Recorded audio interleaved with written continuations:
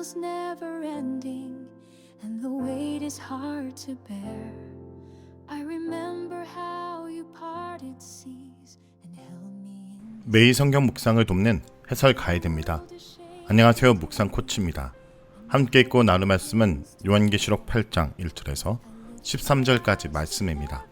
요한계시록 8장은 7인이 열리고 성도들의 기도가 향이 되어 하늘로 올라갔다가 땅에 쏟아지는 장면을 소개한 후 7 나팔 재앙이 세상에 쏟아지고 있는 광경을 묘사하고 있습니다. 7인의 재앙에서처럼 처음 4가지 재앙이 한 묶음으로 여기에 소개되어 있습니다. 나팔 재앙에서 사용된 나팔은 먼 거리 신호를 보내기 위한 가장 중요한 수단 중 하나였습니다. 구약시대의 나팔은 이스라엘 백성들이 전쟁과 위험한 일에 대한 경고를 알릴 필요가 있을 때 사용하였습니다. 또한 나팔은 거룩한 절기, 안식일, 혹은 위대한 사람의 죽음을 알릴 때 사용되기도 하였습니다. 신약에서도 나팔 소리는 그리스도의 재림과 관련하여 사용되고 있음을 알 수 있습니다. 이러한 성경적 배경 속에서 요한계시록에서 나팔이 종말론적인 하나님의 진노의 날을 선포하기 위해 사용되는 것은 그리 놀라운 일이 아닙니다. 1절부터 살펴보겠습니다. 7인 재앙에서 7 나팔 재앙으로 넘어가는 부분에서 반시간 동안에 고요하고 극적인 휴지를 둠으로써 긴장감을 고조시키고 있습니다.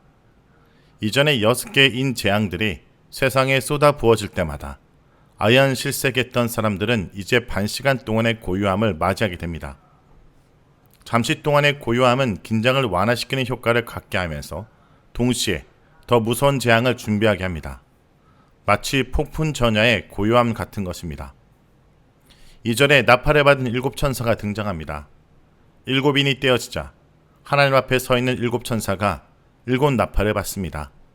7 천사는 하나님의 명령을 수행하는 왕같은 사자 노릇을 하고 있습니다. 당시의 나팔은 무엇인가 신호를 알리기 위한 도구였습니다. 3절에서 5절은 성도들이 드리는 기도입니다. 3절에서는 7 천사와는 구별되는 또 다른 천사가 등장하여 금 향로에 많은 향을 담습니다. 이 향은 성도들의 기도입니다. 향은 모든 성도들의 기도와 합하여 보좌 앞 금제단에 드려지게 됩니다.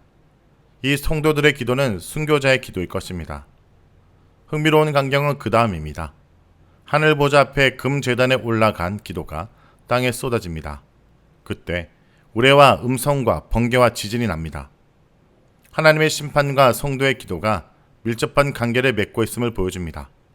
하나님이 재앙을 세상에 쏟아붓는 이유들 가운데 하나는 성도들의 기도에 대한 응답입니다. 6절은 나팔 불기를 준비하는 내용입니다. 이제 7 천사가 나팔을 불기를 준비합니다. 통상적으로 7 제사장은 나팔을 불 때 일제히 함께 불었지만 여기서는 7 천사가 개별적으로 나팔을 불게 될 것입니다. 7절에서 12절은 7 나팔을 부는 내용입니다. 이제 4개의 재앙이 연달아 등장합니다. 처음 4 재앙은 주로 자연계를 향할 것입니다. 이 재앙은 이전의 7인 재앙보다 강도가 세서 재앙의 범위가 4분의 1에서 3분의 1로 확대됩니다. 하나님의 심판이 얼마나 엄중할지를 보여줍니다. 동시에 아직 3분의 2가 남았기에 최종적인 심판은 아닙니다. 진노 속에서도 긍휼을 잃지 않으시는 하나님의 모습을 드러내고 있습니다. 7 나팔 재앙에서 또 한 가지 유념해둬야 될 것은 이 재앙이 출애굽 당시 이집트에 쏟아부은 10가지 재앙과 유사하다는 점입니다. 첫째 나팔 재앙은 피 섞인 우박과 불의 재앙입니다. 이로 인해 땅과 수목이 파괴됩니다. 온 땅이 하나님의 심판의 대상인 것을 보아 한 지역이나 인종에게만 쏟아지는 재앙이 아니라 하나님을 거역하고 성도들을 핍박하는 세상 모든 나라 사람들을 향한 진노라 할 수 있습니다. 이 재앙은 출애굽기 9장 20절에서 25절과 유사합니다. 또한 여기서 파괴의 범위가 3분의 1인 것은 문자적이고 과학적인 정확도를 나타내는 수치이기보다는 상당 부분이 파괴될 것을 말합니다. 둘째 나팔은 바다가 파괴되는 내용입니다. 둘째 천사의 나팔에 불붙은 산 같은 것이 바다에 던져져 바다가 파괴됩니다. 불붙은 큰 산 같은 것이 구체적으로 무엇을 뜻하는지 알 수 있는 길은 없으나 그것의 정체보다는 그것의 의도가 중요합니다. 심판의 대상이 바다라는 것이 초점입니다. 이로 인해 바다의 3분의 1이 피가 되고 바다 가운데 생명 가진 피조물들의 3분의 1이 죽고 배들의 3분의 1이 깨졌습니다. 세 번째 나팔은 강이 파괴되는 내용입니다. 셋째 장에서 횃불같이 타는 큰 별이 하늘에서 떨어지는 광경이 묘사되고 있습니다. 이로 인해 물이 파괴되어 물의 3분의 1이 오염됩니다. 둘째 재앙이 바다에 피해를 주는 것이라면 셋째 재앙은 물샘을 오염시키고 있다는 점이 다릅니다. 넷째 나팔은 천체가 파괴되는 내용입니다. 넷째 재앙은 해, 달, 별의 3분의 1이 어두워지고 있는 광경을 그립니다.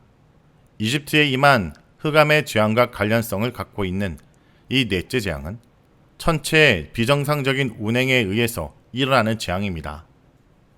13절은 독수리가 남겨진 세계의 하를 선포합니다. 1년에 4가지 나팔 재앙이 끝나고 독수리가 등장하여 하가 더 있을 것을 예고합니다. 앞으로 3가지의 재앙이 임할 것을 경고하는 것입니다. 2가지 하는 9장에서 소개될 것이고 마지막 하는 11장 15절에서 19절에 등장하게 될 것입니다. 마지막 하는 대접 재앙과 이어짐으로써 7재앙 시리즈가 최종적으로 끝납니다. 요한계시록 8장은 우리에게 경고의 메시지를 전합니다. 그러나 이 경고는 심판을 위한 것이 아니라 회복을 위한 경고입니다. 하나님의 침묵은 우리를 외면하는 것이 아니라 하나님의 백성을 준비시키기 위한 침묵입니다. 여러분, 지금 이 시대는 하나님이 나팔을 불고 계신 시대입니다. 경제적 위기, 기후의 혼란, 사회 혼돈, 모두가 우리를 향한 하나님의 나팔 소리입니다. 우리는 하늘의 침묵과 땅의 고통 속에서 두려움이 아니라 소망과 해결로 나아가야 합니다.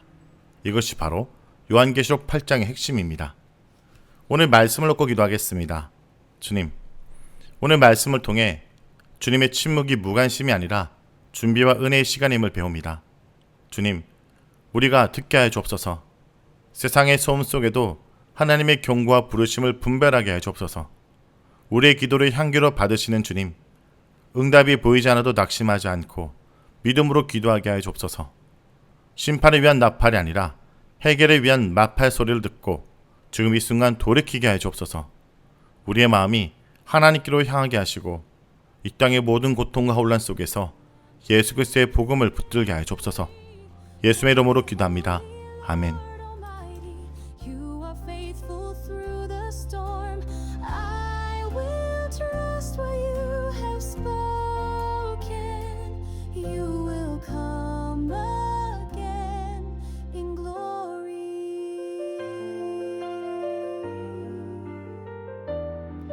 Every tear will be forgotten, every sorrow wiped away. You have promised new beginnings at the breaking of the day. Let the trumpet sound your promise. Let the nations bow in awe. The Lion and the Lamb is coming, King of kings and Lord of all.